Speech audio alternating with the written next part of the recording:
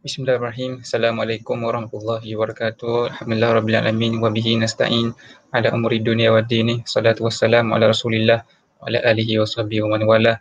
Rabbi shrah li sadri wa yassir li amri wahlul 'uqdatam min lisani yafqahu qawli amma ba'd. Insya-Allah pada kali ini kita akan memulakan perbincangan mengkaji, mendalami, menekuni satu buku daripada buku-buku fiqh dakwah juga. Tetapi kali ini kita membincangkan buku yang bertajuk Qawaidud Da'wah. Qawaid dakwah, ataupun yang kita boleh kata qawaid dakwah ini maksudnya adalah prinsip-prinsip dakwah, prinsip-prinsip asas dakwah. Buku ini telah pun ditulis oleh seorang ulama dakwah daripada Jordan, namanya Profesor Dr. Sheikh Hamam Sa'id. Hamam Sa'id yang masih lagi hidup, dia merupakan seorang pimpinan gerakan dakwah di Jordan kali ini, dan beliau kerap kali datang ke Malaysia. Jadi Qawaid Dakwah ini buku yang akan bercerita tentang prinsip-prinsip dakwah, ataupun qawaid sebenarnya perkataan Arab yang merupakan jamak bagi kaedah dakwah, prinsip dakwah. Kalau kita menyebut perkataan kaedah, orang Melayu mungkin faham kaedah itulah cara, tapi dari segi bahasa kaedah itu merujuk pada prinsip. Kalau kita belajar usul fiqh, ada topik yang kita panggil qawaid fiqhiyah, iaitu kaedah-kaedah fiqh. Kali ini kita mempelajari qawaidud dakwah, kaedah-kaedah ataupun prinsip-prinsip asas di dalam dakwah. Buku yang sangat bagus kerana Syekh telah menyusun beberapa prinsip asas dalam dakwah yang patut diketahui dan dipelajari oleh para duat dalam nak menggerakkan dakwah. Dan prinsip-prinsip ini penting kerana ia membantu kita untuk memahami tabiat dakwah, memahami bagaimana untuk berdakwah, memahami beberapa batu asas dalam dakwah. Realiti hari ini mungkin ramai orang yang mula terjun ke bidang dakwah. Alhamdulillah, itu merupakan satu suasana fenomena yang bagus kerana setiap Muslim sebenarnya adalah da'i atau pendakwah di jalan Allah SWT. Tapi tidak semua orang yang mulai berdakwah itu merujuk kepada buku-buku ataupun kitab-kitab ataupun para ulama yang bercerita tentang dakwah. Maka kita beruntung kita akan sama-sama berkongsi ilmu, pengalaman dan juga pengetahuan tentang qawaid dakwah ini melalui buku yang telah ditulis oleh Syekh ini. Kita tidak akan berbincang panjang, kita akan terus masuki diskusi muqaddimah bagi buku ini yang ada beberapa notah penting yang perlu kita tekuni daripada muqaddimah buku ini yang telah ditulis oleh Syekh Hamam Sa'id. InsyaAllah kita tidak akan masa lama, mungkin kita akan bersiaran lebih kurang 20 hingga 30 minit sahaja untuk siri yang pertama ini. Jadi tajuk asal ialah Qawaid Dakwah ilallah, ataupun prinsip dakwah di jalan Allah Subhanahu wa Ta'ala. Jika ada yang ingin mendapatkan salinan digital buku ini, boleh terus PM kepada saya akan kongsikan PDF-nya, insya-Allah. Jadi kita akan masuki muqaddimah Tab'atul Ula, iaitu muqaddimah cetakan pertama pengarang. Kalau tuan-tuan yang mendengar melihat di paparan skrin ini, kita akan dapati adanya muqaddimah cetakan pertama pengarang. Seperti biasa, seperti mana pengarang-pengarang lain juga, mereka akan memulakan tulisan bahkan ucapan dengan memanjatkan puji-pujian kepada Allah Subhanahu Wa Taala. Syekh ini memulai dengan innal hamdulillah nahmaduhu nasta'inu nastaghfiruh wa na'udzu billahi min syururi anfusina was sayyiati a'malina man yahdihillahu fala mudhillalah wa may yudlil fala tajid lahu waliyyan mursyida. Segala puji hanya untuk Allah, kita mujinya, minta pertolongannya sehinggalah habislah para ataupun perenggan pertama puji-pujian kepada Allah Subhanahu Taala. Sebenarnya memang ada hadis ataupun ada sirah yang di sebalik puji-pujian ini, kerana ini adalah muqaddimah, sunnah muqaddimah setiap kata-kata ataupun khutbah ataupun tulisan. Ada peristiwa seorang sahabat ketika itu belum lagi Islam yang berada di Yaman. Ketika beliau berada di Yaman, telah sampai berita kepadanya bahawa ada seorang lelaki di Mekah itu dituduh gila. Maka sahabat yang berada di Yaman ini, dia mempunyai kebolehan untuk merawat pesakit. Bila dia dapati ada lelaki gila di Mekah sampai berita kepadanya, maka dia berhajat untuk pergi ke Mekah dan membantu lelaki berkenaan. Lalu dia mengembara daripada Yaman ke Mekah dan mendapatkan lelaki yang dikatakan gila itu, iaitu merujuk kepada Nabi SAW. Sebaik saja sahabat berkenaan mendapati Nabi SAW, maka dia berkatalah kepada Nabi, ya kama qala, wahai Muhammad, aku dapati engkau ni ada penyakit gila, lalu aku sudilah untuk membantu merawat engkau. Maka Nabi pun merespon dengan mengatakan, innal hamdalillah nahmaduhu wa nasta'inu wa nastaghfiruh ila akhir khutbah itu, ataupun sehinggalah habis ayat berkenaan. Maka sebaik saja lelaki tadi mendengar kata-kata Nabi ini, dia minta Nabi mengulangi balik apa yang Nabi ucapkan. Maka Nabi mengulangi, itulah yang Nabi ulangi ini adalah merujuk pada mukadimah khutbah ini atau mukadimah ucapan ini. Lepas lelaki itu mendengar buat kali kedua, maka ia pun membai'ah Nabi sebagai Rasul dan dia murid Islam. Dan sahabat itu namanya adalah Dhimad Al-Azdi. Dhimad Al-Azdi, seorang yang tidak popular, tapi kisah ini disebut dalam buku-buku sirah yang muktabar. So Syekh telah mengambillah kalam ini sebagai mukadimah bagi tulisannya untuk memulai penulisan dia dalam buku Qawaid Dakwah ini. Bahkan kebanyakan khatib, penulis-penulis juga menggunakan ucapan introduction yang samalah kepada tulisan-tulisan dan juga ucapan-ucapan mereka. Kemudian terus, selawat dan salam ke atas Nabi Muhammad SAW, hamba Allah dan Rasulnya, juga ke atas baginda, sahabat dan tabi'i. Aku mengakui bahawa beliau telah menyampaikan risalah ini. Wa asyhadu anna balligh risalah wa adal amanah wa nasal ummah wa jahida fi haqqa jihadih hatta atahu al-yakin min rabbu wa ba'd. Aku mengakui bahawa beliau telah menyampaikan risalah ini, menunaikan amanah dan telah menasihati terhadap umat ini. Beliau telah berjihad kerana Allah dan dengan sebenar-benar jihad hingga beliau berjumpa dengan Allah SWT. Ini juga sebahagian daripada kata-kata mukadimah bagi apa-apa ucapan ataupun tulisan. Kemudian Syekh memulakanlah dengan menyebut fa inna da'wa ila Allah Ta'ala asyraful amal. Dakwah kepada Allah merupakan semulia-mulia amalan dan ibadah yang paling tinggi. Ianya adalah ciri khusus yang paling khusus bagi para rasul. Ianya adalah tugas para wali dan orang-orang pilihan dari hamba-Nya yang soleh. Jadi Syekh ni meletak satu level, satu maqam yang betul kepada dakwah kepada Allah. Dia kata dakwah ila Allah ini merupakan semulia-mulia amalan dan ibadah yang paling tinggi. Dari mana Syekh ni membuat kesimpulan ini? Sebenarnya perkara ini memang disebut oleh Allah Subhanahu Wa Taala, di mana Allah Subhanahu Wa Taala berfirman dalam Al-Quran, kalau kita masih ingat sama-sama, dalam surah Al-Fusilat, Allah Subhanahu Wa Taala menyebut a'udzubillahi minasyaitonir rajim, wa man ahsanu qawlan mimman da'a ila Allah, wa man ahsanu qawlan mimman da'a ila Allah. Dan siapakah yang lebih baik kata-katanya daripada mereka yang menyeru ilallah, menyeru atau berdakwah kepada Allah Subhanahu Wa Taala. Daripada ayat inilah maka kita fahami bahawa tidak ada kata-kata yang lebih baik melainkan kata-kata mengajak orang kembali kepada Allah Subhanahu Wa Taala, mengajak orang menyembah Allah Subhanahu Wa Taala, mengajak orang taat pada Allah Subhanahu Wa Taala. Dakwah kepada Allah adalah semulia-mulia ucapan, semulia-mulia amalan dan ibadah yang paling tinggi kerana kita mengajak orang menyembah Allah Subhanahu Wa Taala, mengajak orang kembali melaksanakan tugas dan tanggungjawab mereka sebagai abid di dalam dunia ini. Kerana itu, apa yang Syekh sebut ini betul, dakwah ialah semulia-mulia amalan. Ianya adalah ciri khusus yang paling khusus bagi para rasul. Maknanya, wahya akhasul khasa'is. Jadi, rasul-rasul ini mempunyai ciri-ciri tertentu. Khasa'is ni ciri-ciri khusus. Dan yang paling khusus bagi rasul ini, dia mestilah seorang pendakwah. Kalau rasul itu bukan seorang pendakwah, tidak ada kerja menyampaikan dakwah, maka gugurlah sebenarnya sifat-sifat kerasulan yang ada padanya. Sebab kenapa Rasul ada? Rasul datang, dilantik menjadi Rasul kerana dia ditugas untuk membawa risalah kan. Jadi bermulanya risalah itu, maka bermulalah era kerasulan bagi seorang Rasul. Ianya juga tugas para wali dan orang pilihan dari hamba-Nya soleh. Masya Allah. Dan dakwah ini bukan saja Allah SWT berikan amanah dan tanggungjawab itu untuk menyampaikan dakwah ini kepada Rasul, tapi telah dipilih para wali dan orang-orang pilihan dari hamba-Nya soleh untuk menyampaikan dakwah ini. Allah SWT menyebut dalam surah Al-An'am jugalah, kalau kita sama-sama boleh lihat nanti Al-Quran, Allahu a'lamu haitsu yaj'alu risalatah. Allah lebih mengetahui di manakah dia akan menempatkan risalahnya. Jadi Allah SWT akan memilih hamba-hambanya untuk menyambung, membawa tugas-tugas menyampaikan risalah ini. Jadi dakwah ini berterusan daripada dulu sampai sekarang.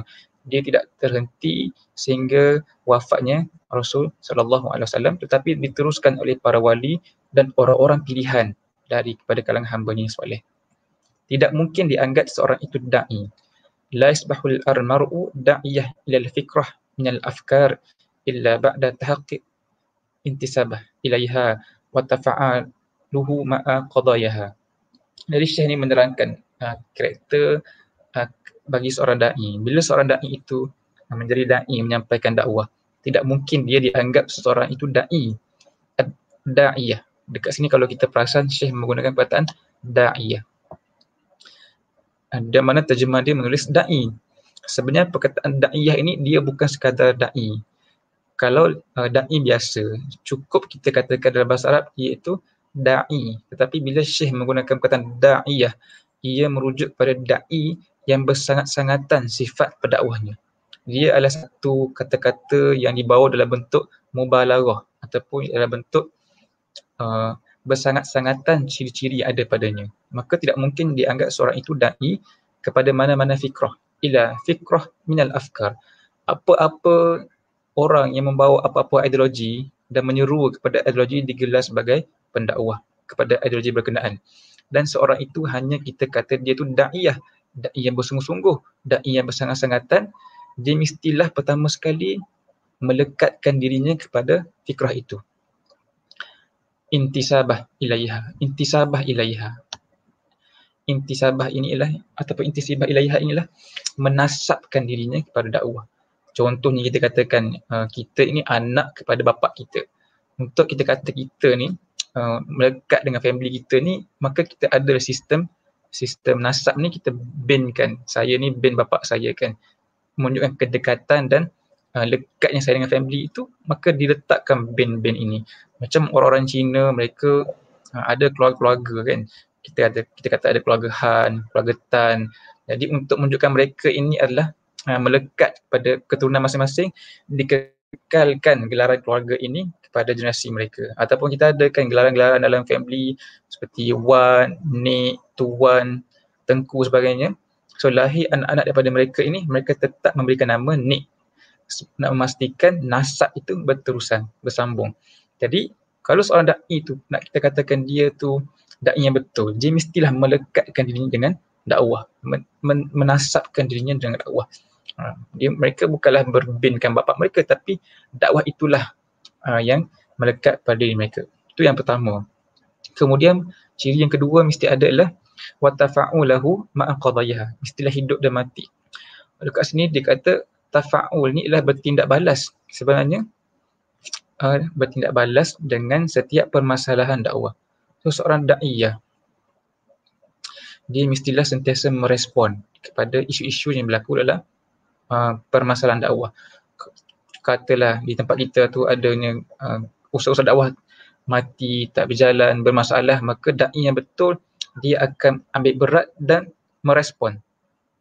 Tafa'alahu ni dia bermuamalah, kita katakan, bertindak balas ke atas permasalahan dakwah. Kalau kita sekadar buat dakwah, tidak ambil peduli tentang masalah umat, tidak ambil peduli tentang isu-isu, ikut saja kepala kita, kita tidak lagi dikirakan sebagai ad-da'iyah lah.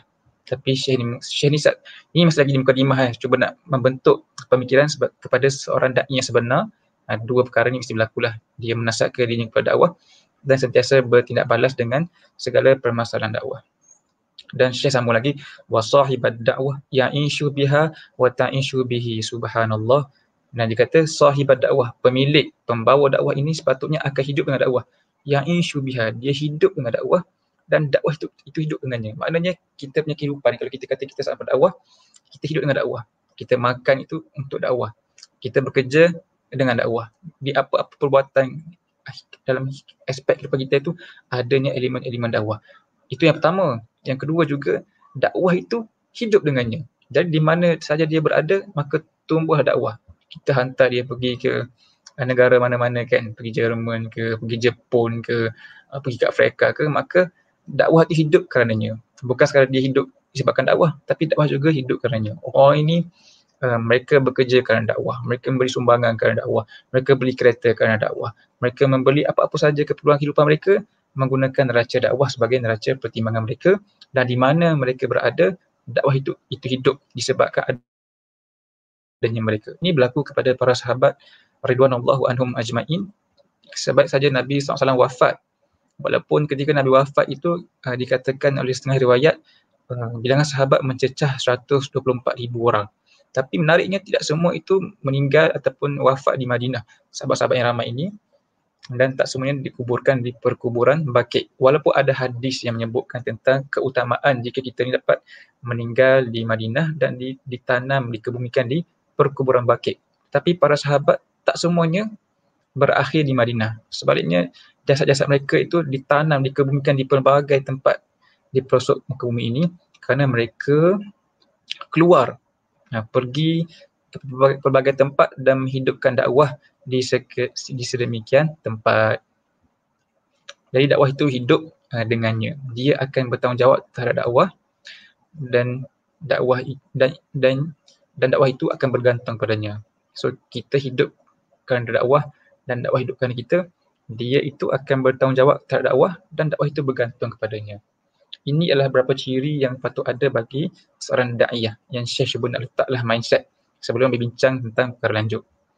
Dengan kehendak Allah, maka dakwah Islam ini telah menerobos jalannya di zaman moden ini ke segenap pelosok dunia.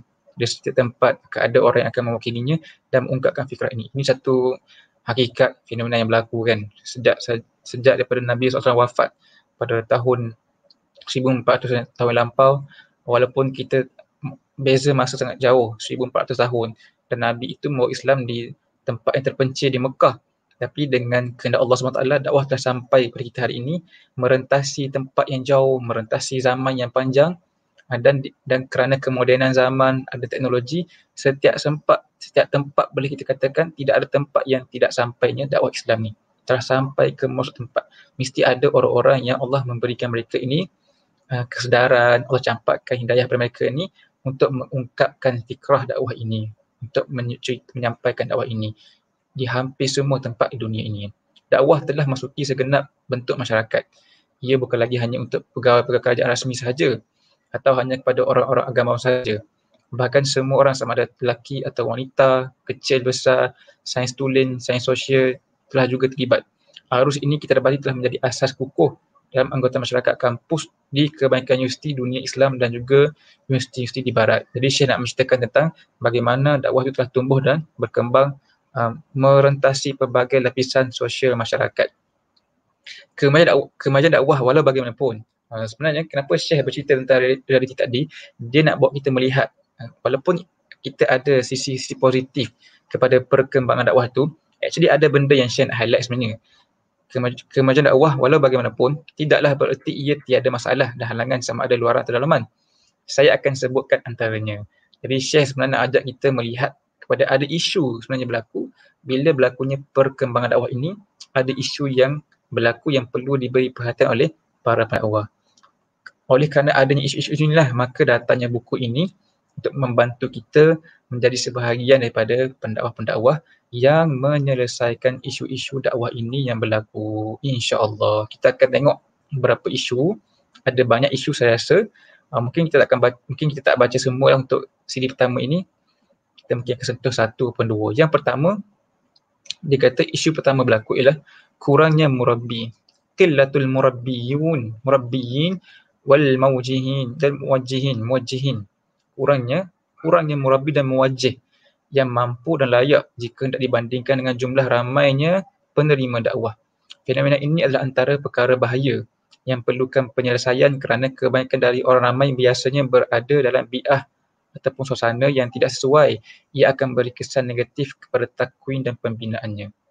Ramai dari orang yang tidak layak telah ke depan dan melaksanakan kerja tarbiyah dan takwin. Mereka telah memberikan pendapat dalam perkara-perkara yang penting disebabkan ketiadaan orang yang layak. Masya Allah. Ini isu pertama, iaitu isu kurangnya murabbi, iaitu orang-orang yang sanggup menjadi nuqaba, yang sanggup menjadi murabbi, mentarbiyah begitu ramai orang-orang di luar sana yang dahagakan sentuhan tarbiyah Islam, dan kurangnya muwajjih. Muwajjih ini merujuk pada orang-orang yang mentaujih. Asal daripada perkataan wajah. Wajah itu menghala. Jadi muwajjih ni orang yang menghalakan.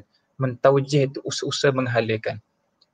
Maksudnya apa? Kalau kita nak membetulkan mindset seorang itu daripada satu pemikiran ke pemikiran lain, so kita kata kita sedang menghalakan dia kepada satu benda yang baru. So orang-orang yang buat kerja penghalaan itu kita panggil dia adalah muwajjih.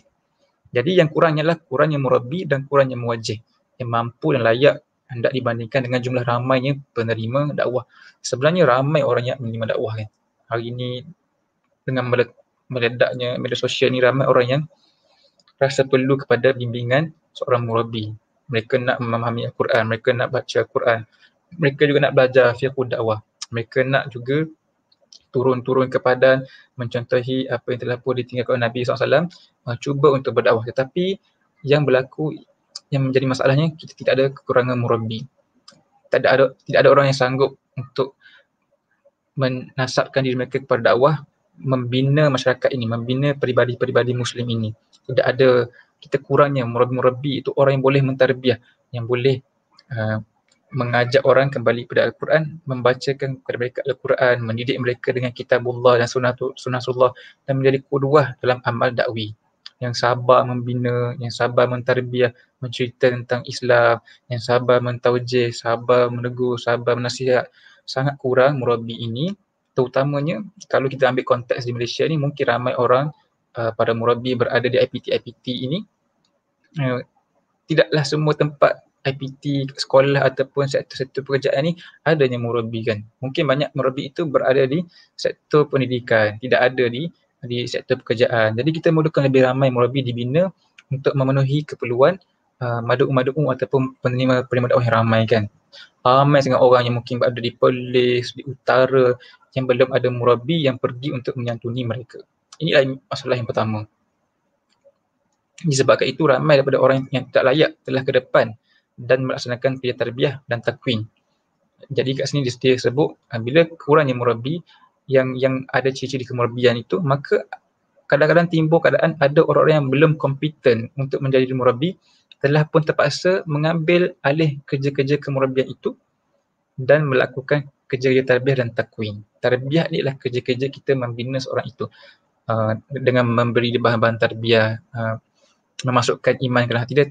Takwin itu specifically merujuk pada pembinaan. Dia sebahagian pada usaha tarbiyah lah.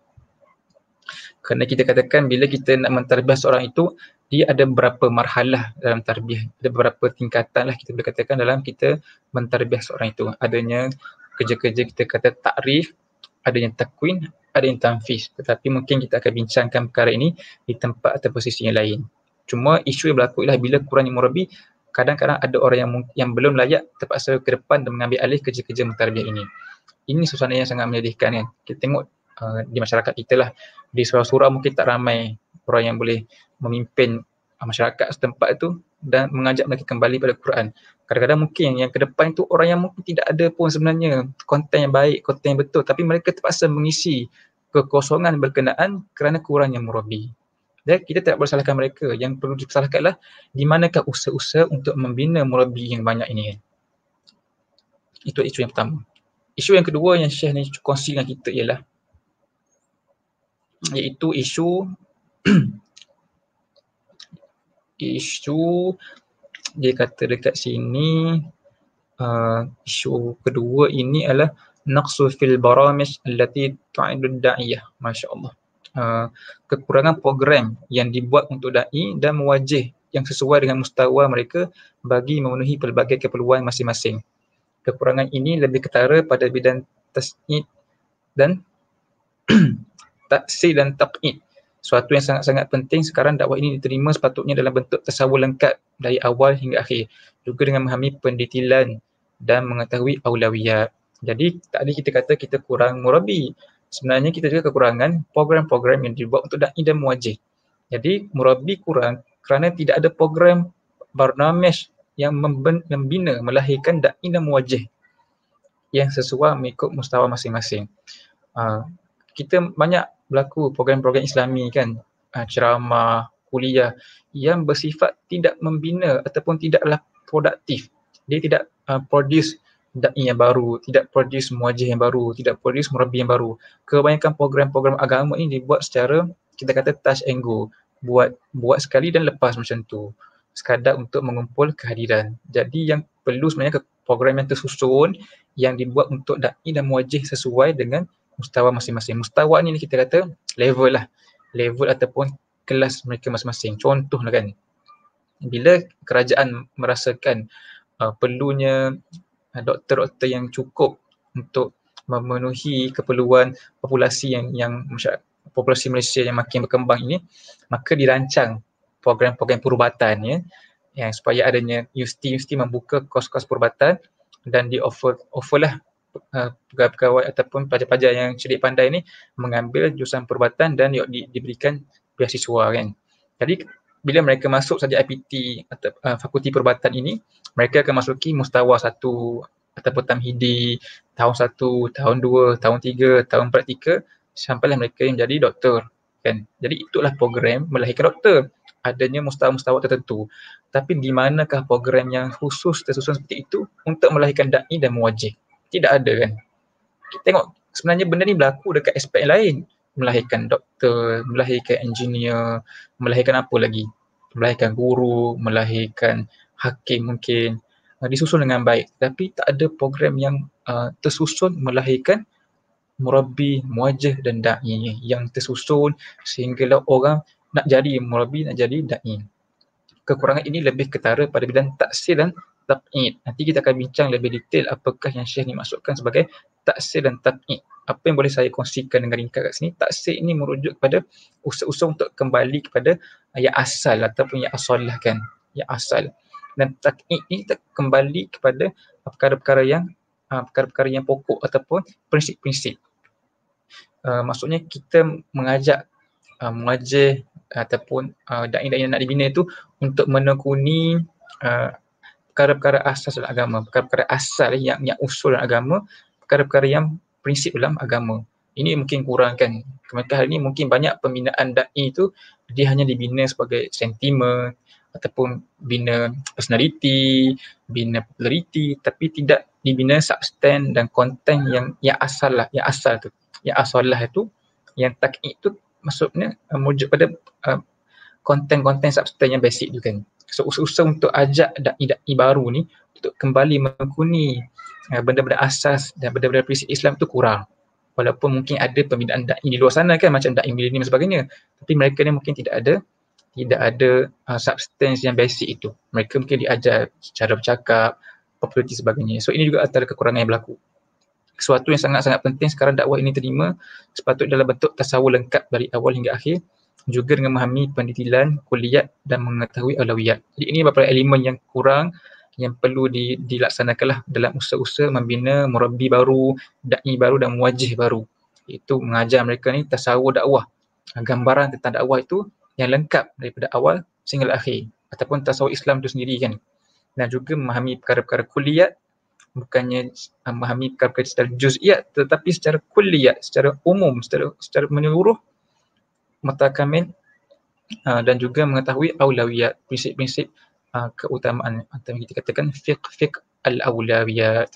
Fiqh al-aulawiyat adalah fiqh keutamaan. Ini beberapa elemen yang perlu diketahui dan diajarkan, diterapkan dan diprogramkan kepada da'i-da'i baru. Jadi insya-Allah kan, kenapa kita adakan halaqah dan kadang-kadang kita adakan program-program daurah pada setiap bulan. Sebenarnya kita nak mengajak adik-adik yang mengikut halaqah ni kepada perkara-perkara inilah, kembali kepada substance kan. Kita mengajak membedah tafsir, melihat kepada hadis, melihat kepada bahan-bahan fiqh. Kita tak nak sekadar melahirkan pendakwah yang kosong, yang pandai bercakap tapi tin kosong, yang tidak ada prinsip asas. Kita nak da'i-da'i yang kita bentuk ini, mereka adalah murabbi, muwajjih yang ada inti lah, supaya bila mereka mengajak masyarakat itu, mereka tidaklah bercakap kosong, mengajak pada benda-benda yang tidak betul kan. So perlu dibanyakkan program-program seperti inilah yang mengajar mereka tasawur lengkap tentang dakwah. Cerita tentang sirah, bagaimana dakwah dia bawa daripada kosong Nabi bawa sampai akhirnya Nabi SAW membina negara dengan tasawur Islam yang diberikan oleh Allah SWT. InsyaAllah ini dua isu yang kita sempat discuss pada hari ini. Kita akan sambung lagi insyaAllah pada siri yang kedua tentang isu-isu lain yang Syekh ni telah pun highlight untuk kita sama-sama tengok dan muhasabah dalam konteks kita semasa. Wallahu alam, aku li qali hadza, astaghfirullah li wa lakum. Assalamualaikum warahmatullahi wabarakatuh.